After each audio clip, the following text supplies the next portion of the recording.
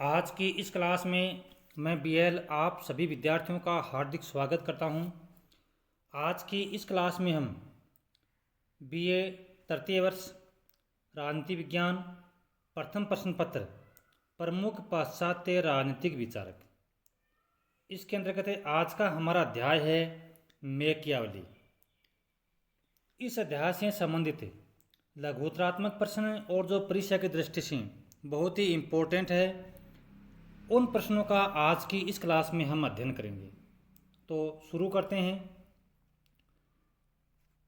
इस अध्याय से संबंधित पहला प्रश्न है, किन कारणों से मैकियावली को अपने युग अथवा पुनर्जागरण का शिशु कहा जाता है?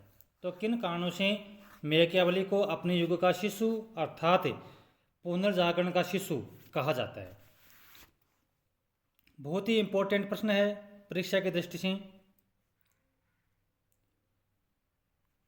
तो डैनिंग, जो कि एक विचारक है, डैनिंग ने मैकियावली के बारे में कहा था कि यह प्रतिभा संपन्न फ्लोरेंसवासी संपूर्ण अर्थ में अपने युग का शिशु था। तो मैकियावली के पक्ष में डैनिंग जो विचारक है वो बहुत ही अच्छी तरीके से उन्होंने बखान किया है इनके बारे में कि यह प्रतिभा संपन्न फ्लोरेंसवासी संपूर्ण अर्थ में अपने युग का शिशु था। अब अपने युग का शिशु था वो किन आधारों पर हम कह सकते हैं? तो जिसको निम्न आधारों पर अपने युग अथवा पुनर्जागरण का शिशु कहा जाता है। तो मैकियावली को अपने युग का या पुनर्जागरण का शिशु कहने के पीछे जो प्रमुख कारण है वो निम्न है। पहला कारण है, नैतिकता व धर्म से राजनीतिक का पृथक्करण करने का जो कार्य है वो मैकियावली ने किया था। तो नैतिकता व धर्म से राजनीति का पृथक्करण करने वाला आधुनिक युग का जो पहला विचारक है वो कौन है? वो मैकियावली है। तो मैकियावली ने सर्वप्रथम नैतिकता और धर्म दोनों, नैतिकता और जो धर्म है उसका राजनीति से क्या किया? पृथक्करण किया या राजनीति से उसको अलग करने का कार्य किया। दूसरा कारण है, मैकियावली ने ईश्वर के स्थान पर मानव एवं उनकी समस्याओं के अध्ययन पर बल दिया और यह लौकिक एवं भौतिक सुख के महत्व को ही स्वीकारा। तो मैकियावली ने सर्वप्रथम ईश्वर के स्थान पर मानव को उन्होंने प्रमुख स्थान दिया और मानव की समस्याओं का उन्होंने अध्ययन किया और यह लौकिक एवं भौतिक सुख के महत्व को उन्होंने क्या किया? स्वीकार किया। तीसरा कारण था, मैकियावली ने आगमनात्मक एवं ऐतिहासिक पद्धति को उन्होंने अपने अध्ययन के अंतर्गत अपनाया। चौथा कारण था, मैकियावली ने राष्ट्र राज्यों के लक्षणों की विवेचना व विश्लेषण करना तथा राजनीतिक साझेदारी के सिद्धांत को जन्म देना का कार्य उन्होंने किया था, जो कि उसे अपने युग का शिशु बनाता है। तो राष्ट्र राज्यों के लक्षणों की विवेचना की, विश्लेषण किया और राजनीतिक साझेदारी के सिद्धांत को उन्होंने प्रतिपादित किया। इस कारण से भी उनको अपने युग का शिशु कहा जाता है। पांचवा कारण था, इटली में शक्तिशाली राजतंत्र की स्थापना अर्थात समर्थन करना है। तो इटली में शक्तिशाली राजतंत्र की स्थापना का उन्होंने समर्थन किया। ये इनका पांचवा कारण था अपने युग का शिशु कहे जाने के पीछे। छठा कारण था, मैकियावली पर बौद्धिक पुनर्जागरण का प्रभाव भी देखा जाता है। तो बौद्धिक पुनर्जागरण का जो प्रभाव है वो भी मैकियावली के विचारों पर देखा जाता है। ये छठा कारण था। सातवां कारण था, इटली की दुरावस्था को ठीक करने के लिए मैकियावली ने प्रयत्न किया था। आठवां कारण था, राज्य की सर्वोच्चता का सिद्धांत प्रतिपादित किया जाना। तो मैकियावली के द्वारा राज्य की सर्वोच्चता का सिद्धांत वो प्रतिपादित मैकियावली के द्वारा किया गया था। नौवां कारण था, अपने युग के अनुसार यथार्थवादी दृष्टिकोण को अपनाते हुए राजनीति का आधार बुद्धि भौतिकवाद तथा धर्मनिरपेक्षता को उन्होंने स्वीकार किया था। तो ये 9 प्रमुख कारण थे जिनके कारण मैकियावली को अपने युग का अर्थात पुनर्जागरण का शिशु कहा जाता है। बहुत ही इंपॉर्टेंट है परीक्षा की दृष्टि से ये प्रश्न। हमारा इस अध्याय से संबंधित दूसरा महत्वपूर्ण प्रश्न है, राजनीति में नैतिकता विषय के मैकियावली के विचारों का परीक्षण कीजिए। तो नैतिकता के संबंध में मैकियावली के क्या विचार हैं? मैकियावली मध्य युग के अंत का विचारक है।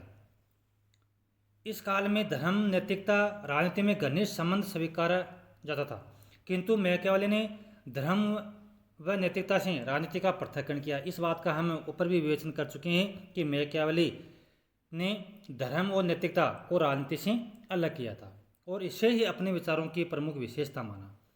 संक्षेप में मैकियावेली के नैतिकता संबंधी विचार है वो निम्नलिखित हैं।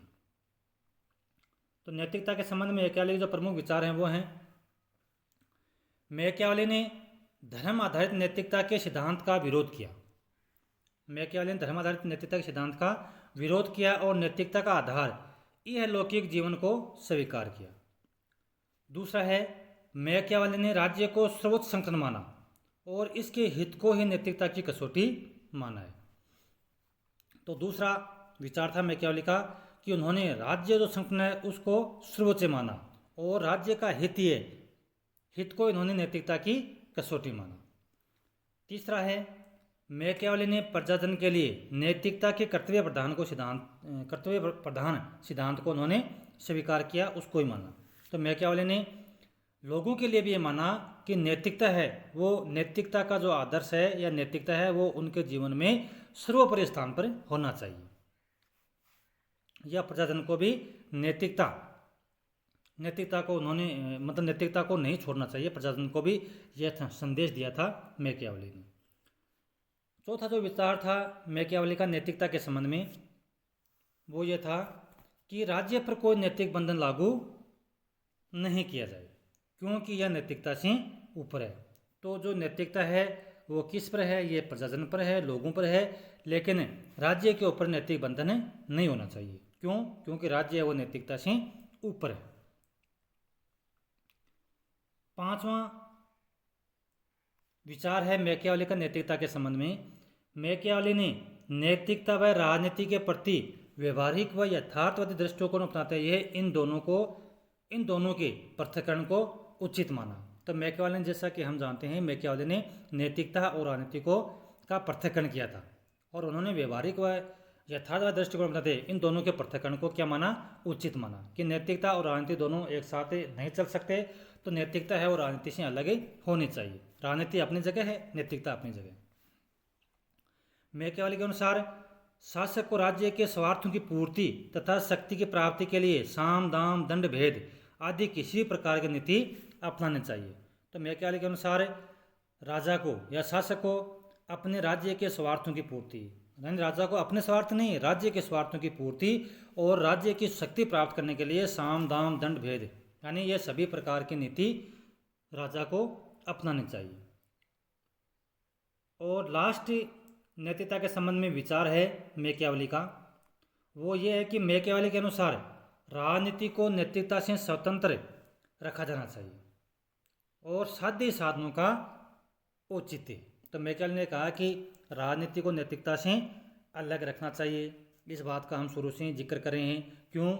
मैकियावेली के अनुसार साध्य ही साधनों का औचित्य, क्योंकि साध्य यहाँ पर किसको माना है? राज्य को माना है मैकियावेली ने, कि राज्य यानी हमारा उद्देश्य क्या है? राज्य को शक्तिशाली बनाना, और राज्य है वो नैतिकता से ऊपर है। तो हमारा अंतिम उद्देश्य क्या है? यानी मैकियावेली के अनुसार अंतिम उद्देश्य है राज्य को सर्वशक्तिशाली बनाना। तो इसलिए मैकियावेली ने राजनीति को नैतिकता से स्वतंत्र रखा।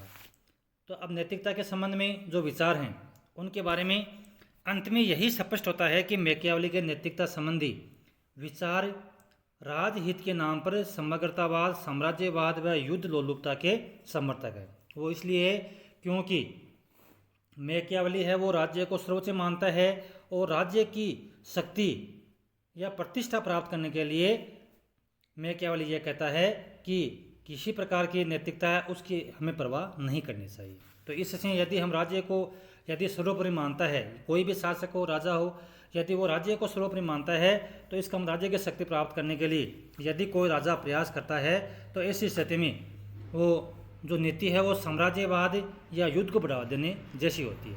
इस प्रकार वह अंतर्राष्ट्रवाद एवं मानवता विरोधी के रूप में उभरता है।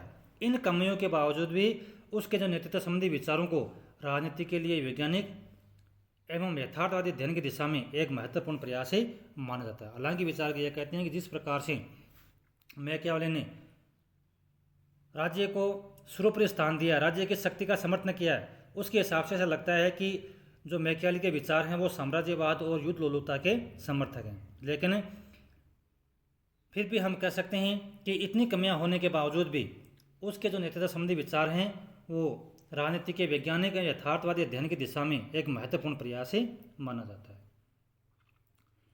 तीसरा प्रश्न मैकियावेली के संबंध में इस अध्याय से जो बन रहा है वो है राज्य की उत्पत्ति के संबंध में मैकियावेली के क्या विचार हैं, यानी राज्य की उत्पत्ति के संबंध में मैकियावेली के क्या विचार हैं, क्या दृष्टिकोण है।